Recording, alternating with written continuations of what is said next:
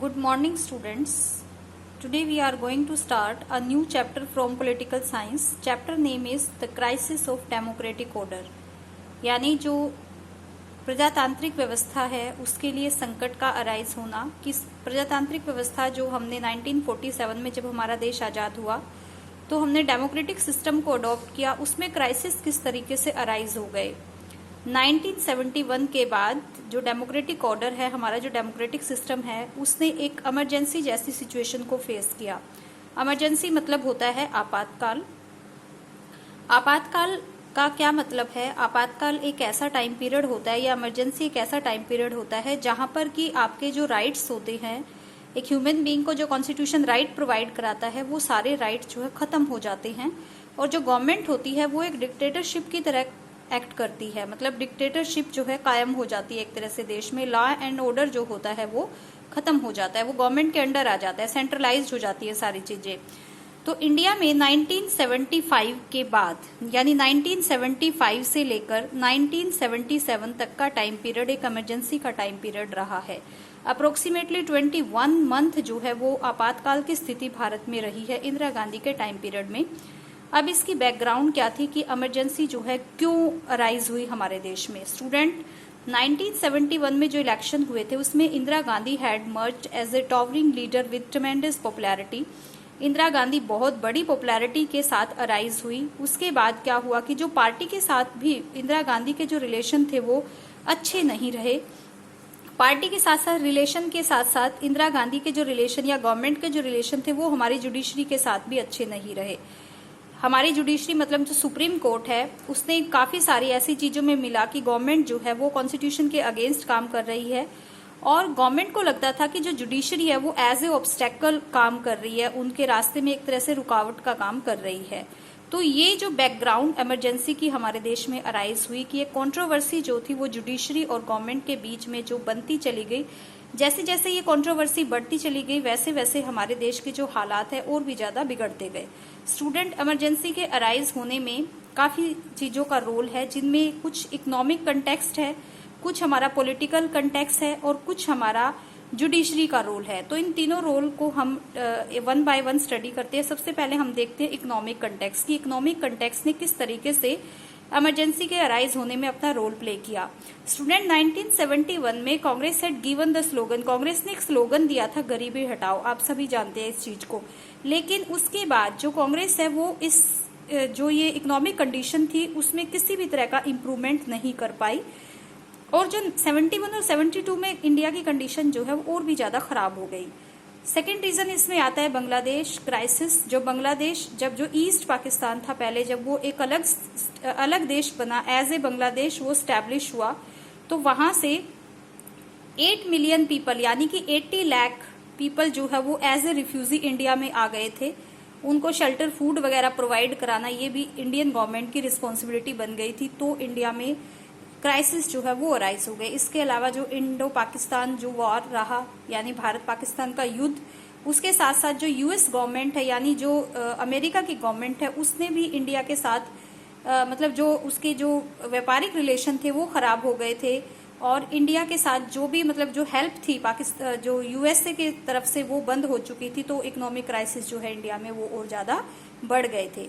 उसके बाद international market को अगर हम देखें तो ऑयल प्राइसेस जो है बढ़ना भी इमरजेंसी का एक बहुत बड़ा रीजन माना जाता है राइज होने में। तेल की कीमतें एक टाइम में कई बार बढ़ गई। तेल की कीमतें बढ़ने के साथ साथ क्या हुआ, जो महंगाई बढ़ गई, जो कमोडिटीज होती हैं, जो इसेंशियल कमोडिटीज होती है उनके प्राइस बढ़ गए और ये प्राइस इस तरह से बढ़ गए कि जो पुअर पीपल है उनके लिए जो मेन चीजें होती हैं, जैसे जो बेसिक नीड की चीजें होती है, वो परचेज करना भी बहुत डिफिकल्ट हो गया। अब इकोनॉमिक कंटेक्स्ट में ही हम देखते हैं कि हमारे देश की जो इंडस्ट्रियल ग्रोथ है वो काफी लो हो गई, अनएम्प्लॉयमेंट काफी बढ़ गई, रूरल एरियाज में ही सिचुएशन जो है और भी ज्यादा खराब थी। अब जो एक्सपेंडिचर को रिड्यूस करने के लिए गवर्नमेंट ने क्या किया कि जो गवर्नमेंट एम्प्लॉयज थे उनकी सैलरी को फ्रोज कर दिया, एक तरह से रोक दिया। इससे क्या हुआ, जो गवर्नमेंट एम्प्लॉयज थे वो डिससेटिस्फाई हो गए गवर्नमेंट से, मतलब कि नाराज हो गए।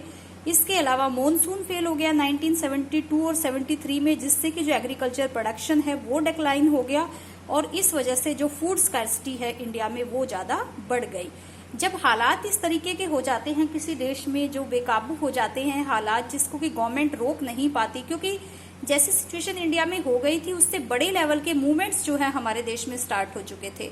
अब गरीबी हटाओ का स्लोगन जो है वो गलत साबित हो रहा था, तो इस वजह से इमरजेंसी का अराइज होना जो है वो स्टार्ट हो चुका था। नेक्स्ट देखो, नेक्स्ट अब इसके साथ साथ इसी से जुड़ जाता है हमारा पॉलिटिकल क्राइसिस। देखो अब इस सिचुएशन का फायदा कौन उठाता है? जो नॉन कांग्रेस अपोजिशन पार्टीज होती हैं।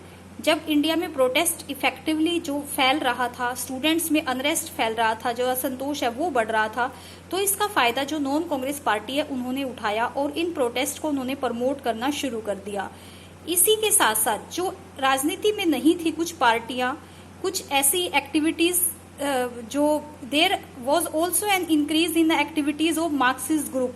जो मार्क्सवादी ग्रुप थे हमारे देश में, जो पार्लियामेंट्री पॉलिटिक्स में इतना बिलीव नहीं करते थे, उन्होंने भी एक तरह से अपना इन्वॉल्वमेंट जो है इन जो ये प्रोटेस्ट थे इनमें करनी शुरू कर दी। अब इसके साथ साथ बहुत सारे ऐसे ग्रुप हमारे देश में बन गए जो मार्क्सिज्म और लेनिस्ट जो आइडियोलॉजी के फेवर में थे, क्योंकि ये लोग गरीबों के और जो मजदूर वर्ग है उसके साथ थे और उनको सिक्योर करना चाहते थे। और गवर्नमेंट की पॉलिसीज को इन्होंने इसलिए क्रिटिसाइज किया क्योंकि गवर्नमेंट जो है वो गरीबों को और जो मजदूरों को उनकी जो बेसिक नीड है उनको प्रोवाइड करने में भी फेल साबित हो रही थी। तो एक तरह से जो गुस्सा था, इन पार्टीज का भी जो गुस्सा था वो गवर्नमेंट के ऊपर उतर रहा था। किसके थ्रू? मूवमेंट्स और एगिएशन के थ्रू। नेक्स्ट पॉलिटिक्स रीजन में हम स्टडी कर लेते हैं कुछ मूवमेंट्स, कुछ मेजर मूवमेंट्स थे। कुछ मेजर मूवमेंट्स जहां कहां से बिलोंग करते हैं? गुजरात और बिहार से। हम सबसे पहले गुजरात का मूवमेंट देखो, गुजरात और बिहार दोनों स्टेट में ही कांग्रेस गवर्नमेंट थी। अब गुजरात में क्या हुआ? गुजरात में बहुत सारे जो स्टूडेंट्स हैं उन्होंने मूवमेंट करना शुरू कर दिया। क्यों मूवमेंट करना शुरू कर दिया? क्योंकि against rising prices of food grains, वहां पर जो फूड ग्रेन थे उनके प्राइसेस बढ़ रहे थे। जैसे जो बेसिक नीड है कि कुकिंग ऑयल वगैरह है, इसेंशियल कमोडिटीज है, जब इनके प्राइसेस बढ़ रहे थे तो जो अपोजिशन पार्टी थी वहां की, उन्होंने जो गवर्नमेंट थी, गवर्नमेंट किसकी थी उस टाइम वहां पे? कांग्रेस की, उसके अगेंस्ट जो है डिमांड करनी शुरू कर दी कि वो एक फ्रेश इलेक्शन वहां पे कराए। अब उस वहां पर क्या हुआ? जो गवर्नमेंट थी उसको लीव करना पड़ा और वहां पे प्रेसिडेंट रूल जो है वो लागू कर दिया। लेकिन डिमांड क्या थी अपोजिशन की? कि वहां पे दोबारा से री इलेक्शन कराए जाए। अब जब दोबारा से वहां पर री इलेक्शन कराए गए, लेकिन कांग्रेस की ऐसी सिचुएशन थी कि जब 1975 में गुजरात में दोबारा इलेक्शन कराए गए तो कांग्रेस जो है वो पूरी तरह से हार गई। तो लोगों का गुस्सा जो है वो स्टेट इलेक्शन में भी दिखाई दे रहा था। अब हम बिहार की तरफ मूव करते हैं। बिहार में भी सेम वैसी ही सिचुएशन थी कि बहुत सारे स्टूडेंट्स जो है वो प्रोटेस्ट कर रहे थे। किसके खिलाफ? वही सेम चीज है, फूड स्कैर्सिटी, अनएम्प्लॉयमेंट, करप्शन जो है बढ़ता जा रहा था। अब बिहार में जो इस चीज को जो ये मूवमेंट था इसको लेड कर रहे थे जयप्रकाश नारायण। बहुत बड़े नेता हैं हमारे, जो हिस्ट्री है हमारी, एक रेवोल्यूशनरी लीडर माने जाते हैं। जेपी नारायण इनकी शॉर्ट फॉर्म है इनके नेम की, बहुत बड़े लीडर माने जाते हैं। ये देखो, ये एक्टिव पॉलिटिक्स से दूर थे लेकिन इनको इनवाइट किया गया, इनको इन्वॉल्व किया गया इस सोशल वर्क में, इस स्टूडेंट मूवमेंट में। उन्होंने इसको एक्सेप्ट कर लिया लेकिन एक कंडीशन पे एक्सेप्ट किया कि वो नॉन वायलेंट का यूज करेंगे। इसमें ये नहीं है कि कोई वायलेंस का यूज करेंगे।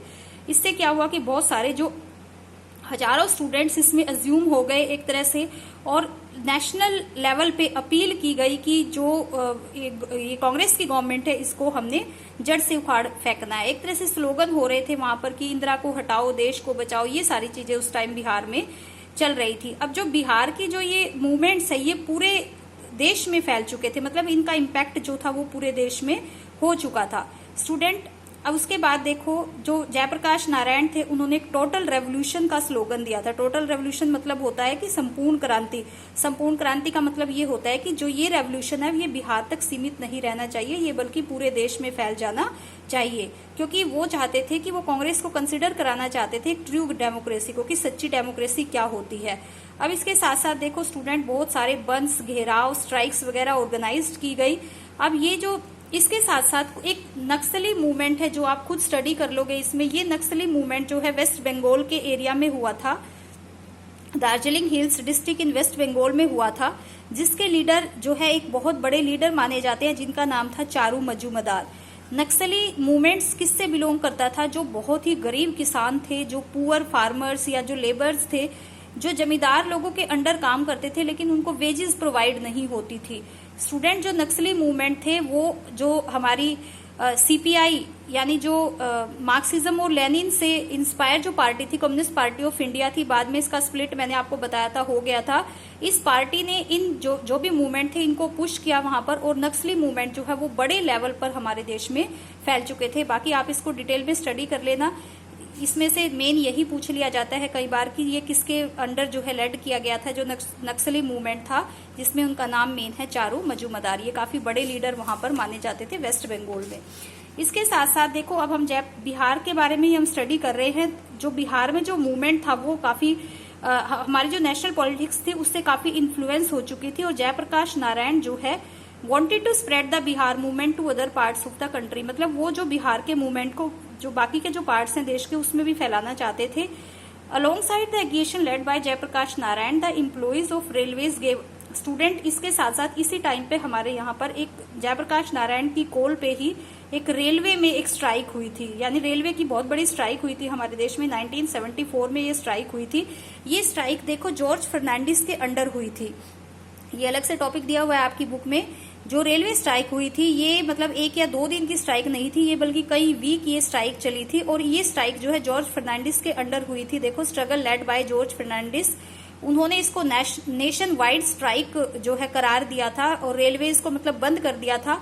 और इनकी क्या डिमांड थी, ये बोनस और सर्विस कंडीशन को लेकर डिमांड कर रहे थे कि उनको बोनस प्रोवाइड हो और उनकी जो सर्विस कंडीशन है कम से कम वो एटलीस्ट कुछ अच्छी हो, क्योंकि कांग्रेस के टाइम में जो रेलवेज है वो काफी डाउन होता दिखाई दे रहा था, और रेलवे जो है वो एक तरह से बैकबोन थी हमारे देश की, लेकिन उसकी कंडीशन जो है काफी डाउन हो चुकी थी। तो जयप्रकाश नारायण के कहने पर ही रेलवे की बहुत बड़ी स्ट्राइक जो है वो हमारे देश में अराइज हुई थी।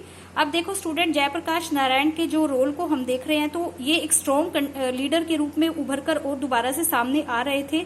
अब जयप्रकाश नारायण को बहुत सारी पार्टियों ने जो है अपना सपोर्ट किया, और उनको एक स्ट्रॉन्ग कैंडिडेट माना इंदिरा गांधी के अगेंस्ट, जिनमें की भारतीय जनसंघ, कांग्रेस, भारतीय लोकदल, ये सारी पार्टियां शामिल है। अब इंदिरा गांधी और जो बाकी कुछ लीडर्स थे इनको मतलब एक तरह से क्रिटिसाइज किया। उनको लगा कि ये जो टोटल रेवोल्यूशन का जो स्लोगन देश में दिया जा रहा है ये मतलब एंटी कांग्रेस पॉलिसी नहीं है, बल्कि ये इंदिरा गांधी के अगेंस्ट ऐसा किया जा रहा है। मतलब इंदिरा गांधी को इसमें पर्सनलाइज किया जा रहा है, एक तरह से उनके मतलब पर्सनली उनपे अटैक किया जा रहा है। तो काफी सारा इसमें मतलब इसको क्रिटिसाइज भी किया गया बाद में। अब जो थर्ड रीजन आता है इमरजेंसी का। अब देखो स्टूडेंट, इस तरह के मूवमेंट जो है वो हमारे देश में धीरे धीरे और भी एरियाज में जो है फैल रहे थे। थर्ड इसमें जो रीजन आता है कि इमरजेंसी क्यों अराइज हुई वो है कन्फ्लिक्ट विद जुडिशरी। ये बहुत इंपॉर्टेंट टॉपिक है। जुडिशरी के साथ क्या कन्फ्लिक्ट रहा है इंदिरा गांधी का, जिसको हम नेक्स्ट वीडियो में स्टडी करेंगे। आई होप आपको ये 2 पॉइंट समझ आ गए होंगे, इकोनॉमिक कंटेक्स्ट प्लस जो पॉलिटिकल कंटेक्स्ट है जिसकी वजह से हमारे देश में इमरजेंसी जो है वो लागू हुई। स्टूडेंट, ये बहुत इंपॉर्टेंट टॉपिक है आपका इमरजेंसी का, और इसमें से क्वेश्चन जो है 5-6 मार्क्स में या 1 मार्क्स में जरूर इस बुक में से या इस चैप्टर में से क्वेश्चन जरूर बनता है। तो इसको आप स्टडी कीजिए, और इसके बाद जो भी असाइनमेंट होगी नेक्स्ट टॉपिक के बाद आपको असाइनमेंट इसमें से मिलेगी, जितने भी क्वेश्चन इसमें से बनेंगे। Thank you so much.